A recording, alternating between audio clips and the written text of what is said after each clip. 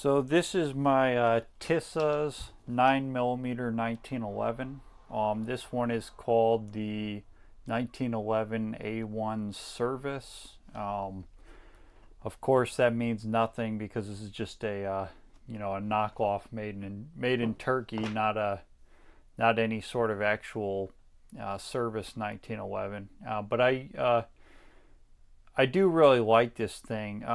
Just starting off with the specs on it compared to a regular 1911, regular 9mm 1911. That is, everything's pretty much as you would expect. It's very simple looking. There's no rail, no fancy sights, nothing going on with the grips or the safeties or anything that's out of the normal. What I will tell you that this is a very cheap one.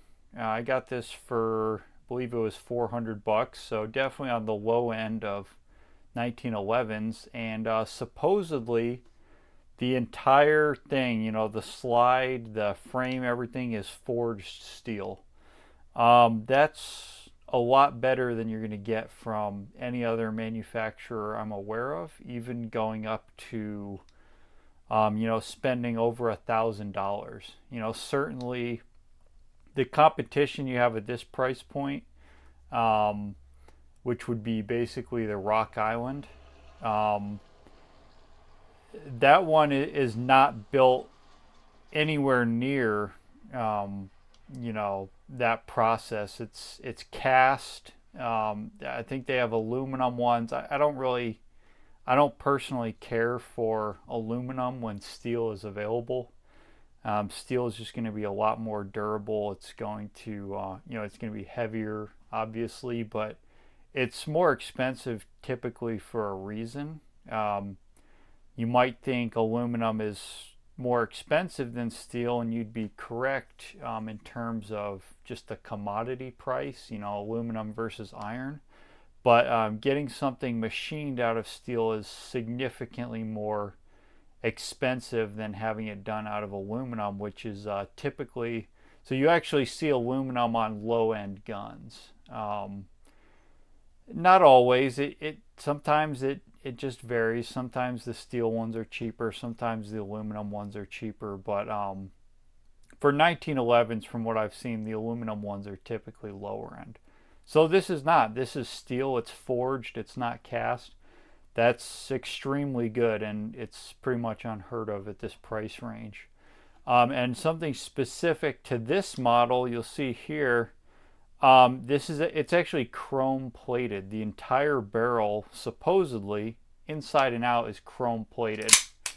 Now that's a very nice feature to have. That's something you don't really see on any other pistols that common ones that I'm aware of. You don't see that on too many 1911s. You don't even see it on the other Tisas. So that's why I specifically wanted this one, the Service, was because, well, I like the looks of it, just that, the flat black look throughout. But, that chrome barrel, that's awesome. That should make it more durable. Not that I'll ever need that, but, I shouldn't have any issues with rust, any issues with the barrel potentially, burning out or whatever. So that's great, especially for that price point. I mean, it's just, you get so many freebies with this thing. It's hard to say no to that. I don't really understand why anyone would be buying a Rock Island 1911 when this exists, because this is just, on paper at least, it's a significantly better gun. And from what I've seen at the range with it, there's no problems shooting it besides hollow points, which I'll get into in a second. When you're shooting, range ammo, full metal jackets, ball ammo, it's perfect. The first time I shot this was at a concealed carry class, so we just had to blast off 100 rounds. And it went through 100 rounds, no problem, zero malfunctions. And it's not like I'm using some good, premium, like maybe Federal or Aguila or something, good 9 millimeter ammo. This is junk. It's like Blazer brass, or I don't remember which company made this. It was literally the cheapest 9 millimeter that I could find at that time that wasn't like remanufactured or super sketchy. But it's aluminum case. This is not good stuff, but it works. I shot off 100 of them without any problem, so it's not like it's bad, but it is cheap, and it's not anything that you would expect to be ultra reliable. This thing, shot off 100 of them, no issues, no malfunctions of any kind, so that's great. Now it needs to go more rounds before you can say it's perfectly reliable or not, but I've shot it maybe, I don't know, maybe 300 rounds out of it total now. I don't shoot that much. So it's been, with ball ammo, I've never seen it malfunction. It's been great. And it's very, very accurate, very easy to shoot. I'm not a good enough shot to tell you if it's, dead on compared to, some competition 1911 or something. But for my purposes, I mean, I was dinging the steel target out to, 25 yards, 50 yards, like no problem, over and over. There's no, for a pistol, I mean, if you want more than 25, 50 yards from a pistol, you have the wrong gun. That, frankly, that's, especially one with sights like this that's got no, it hasn't been souped up. It's just this is very comfortable to carry because it's so thin, obviously. Like every 1911, well, every single stack 1911 at least. There's nothing to catch, no big, red dot sight or anything. This is just a perfect thing for like, a fall or wintertime carry that you just got under a jacket or whatever. It's just perfect for that. There's nothing, it's, oh, and I did forget to mention the coating. So this is, it's Cerakoted, which is awesome. Again, awesome. Like nothing else you would see at this price range. Like that, it just comes like that. Like this is, I haven't used this a ton, but I have, it's been banging around in my truck, and when I've carried it a couple times, and I've taken it out to the range, took it out to that class, so done a lot of holster draws and everything. And if I spent 5 minutes just wiping it off, I mean, it could pass as new. And that's because every surface here is either Cerakoted or chrome plated. So I mean, that's as good as you're gonna get. I mean, it's just wild that you're getting that at this price point. I mean, this is gonna be, as far as like durability goes, I can't imagine any commonly available pistol that's gonna be as durable as this. Maybe something that's stainless steel, that's great, but Cerakoted is excellent too. That's, I would kind of put those in the same category for my personal use. So yeah, so I did mention a problem with hollow points. So yeah, it sucks with hollow points. These ones are Liberty Civil Defenses. These are really nice. They're like a 60 grain or 55, I can't remember, 50 grain or 60 grain bullet or something. So they go super fast. And you'll notice this top one is, the bullet has been shoved into the casing. That's from trying to load it in here. So let's try and load it and see what happens. See if it does on camera what it has been doing for me before.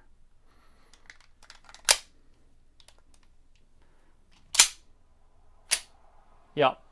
So right there you can see what happens. Every time it just catches on the feed ramp there. So I don't really know what the solution is there, if I need to polish that feed ramp.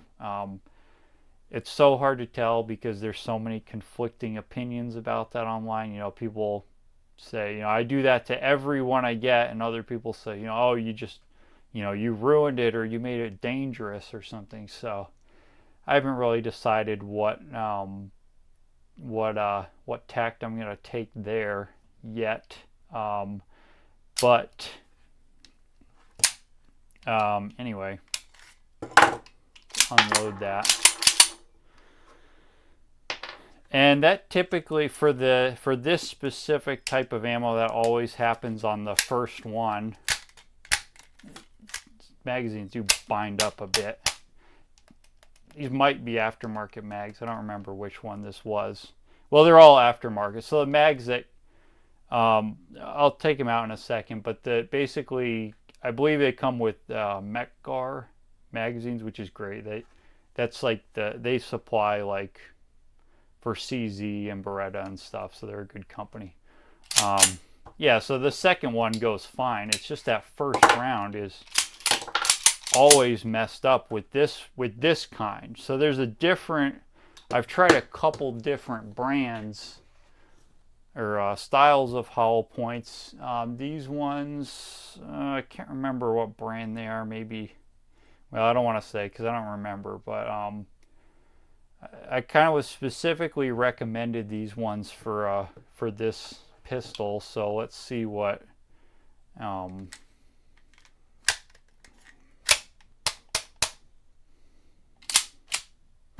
Yeah, it bound again, and I don't know if I'm sticking the magazine in there all the way.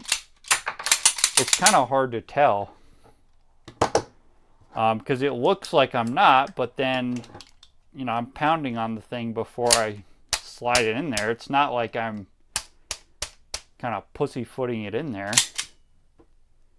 So if you give it pressure on the magazine, then it goes in. I guess that's good to know, but that's not really ideal for a carry gun. You don't want it to be messing up like that. And the thing, and I would probably be okay with that if it was just the first round that was doing that, but it's not, unfortunately. So I did take it out to the range, and I tried to shoot a couple mags of these hollow points through it, and it just didn't work out. I had that issue with the first round, so I would kind of slap the first round in there and try to go on. But occasionally, I got a couple malfunctions like that throughout the magazine, as I went through it. So I can't really.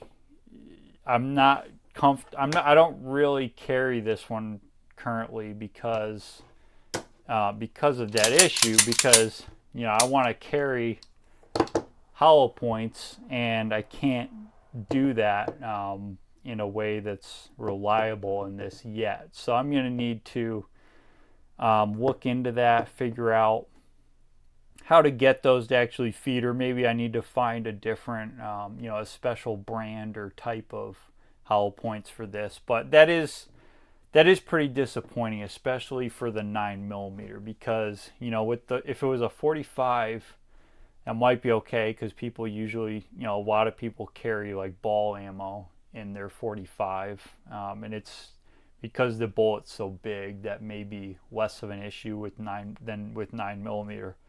But yeah, I don't really carry a 9mm with ball ammo, and I don't think that's very common outside of like maybe the military. So for me, that doesn't work.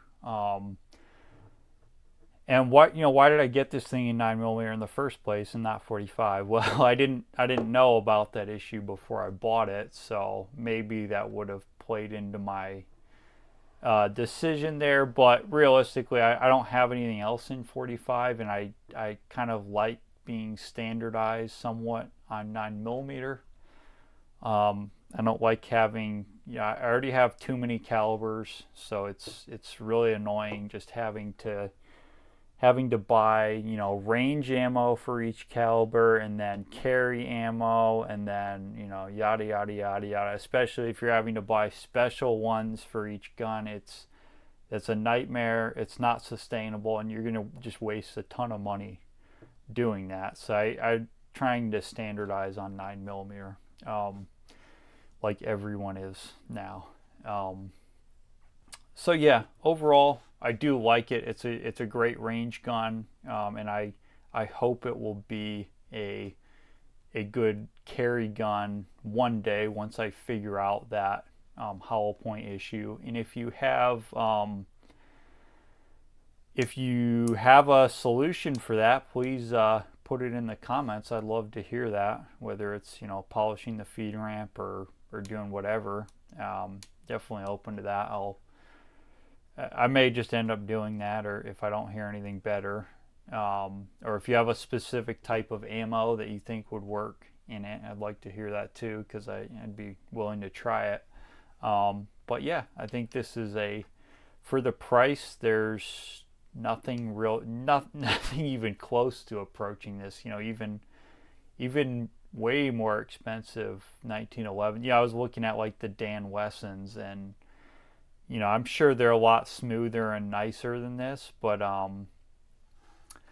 for like $1,500, the Dan Wesson, a couple of years ago or whatever, when I was looking at these, like you get an aluminum Dan Wesson. Like it's not going to be anywhere near, in my opinion, as as durable and as long term of a pistol as this. If you want a steel Dan Wesson, you got to spend like, I think it's over $2,000. It might even be more than that. And that's kind of a boutique brand. There's other stuff out there, but I haven't seen many that are going to be, that are advertising that they're all forged. I certainly haven't seen many saying they have a chrome lined barrel or Cerakoted or whatnot. So for $400, this is really kind of a good deal. And from what I've heard, most 1911s are going to have issues feeding hollow points. So everybody has their own system for how they make that work or don't. So I don't think the issues with this are specific to it, but I am still a little bit disappointed.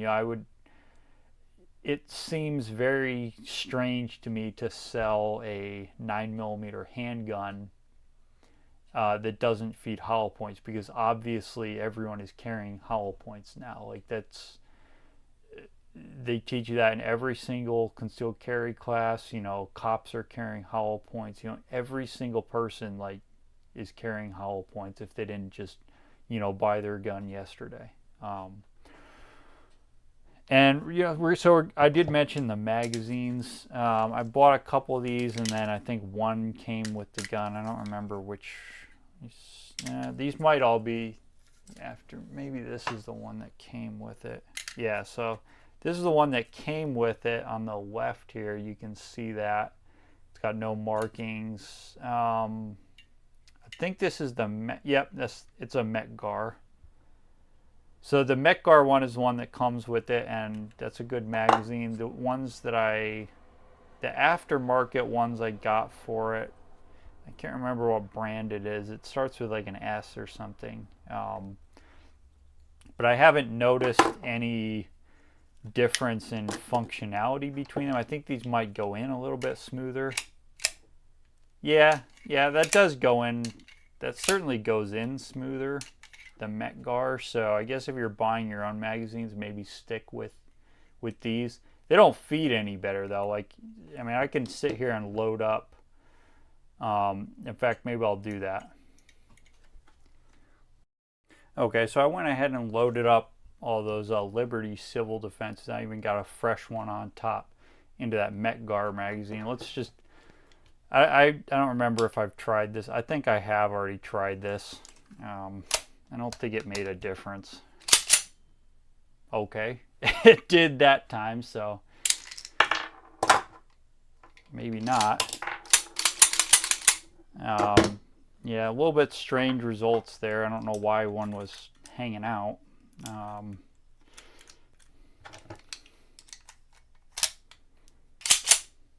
Okay, yeah, so maybe the Metgar magazine is the way to go. It definitely fits in there smoother, and it seems to feed the hollow points better. But you know, I still wouldn't trust that because, like I said, I mean, I use these at the range interchangeably. And I'm sure I've shot hollow points through it at the range because I shot quite a few.